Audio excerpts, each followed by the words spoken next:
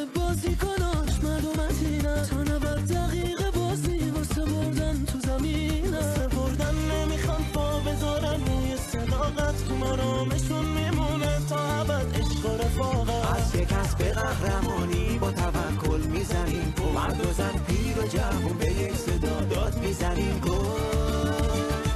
عزت و قدرت ما توی زمین، حاصل لطف خداست فقط همین. مثل توفانی ما حمله میکنیم، با یه ضد حمله میکنیم. میزنیم گل گل گل گل، میزنیم گل. رنگ آبی رنگ احساسمونه، میزنیم گل. توی فکر هممون فقط یه چیزه، رنگ آبی واسمون خیلی عزیزه. تیم ما آبیه و پاک و زلال، پر از اسطوره های بی‌مثال. که روی این ستاره ها نمیشه کسی غیر از خودشون برنده با. میدونن تماشاگر چه بیقراره، واسه یه گل چقدر چشم انتظاره. همه بی تو بگلن تو اوج بازی، هیچی حس خوبه بردن و نداره، هیچی حس خوبه بردن و نداره.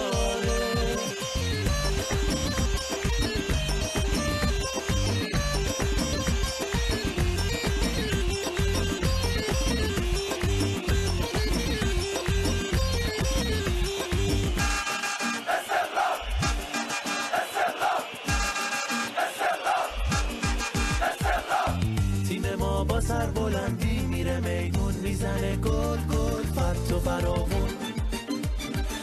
سبک بازیشون همیشه غیر قابل نفوذه، چشم مردم رو به پای زنای تیم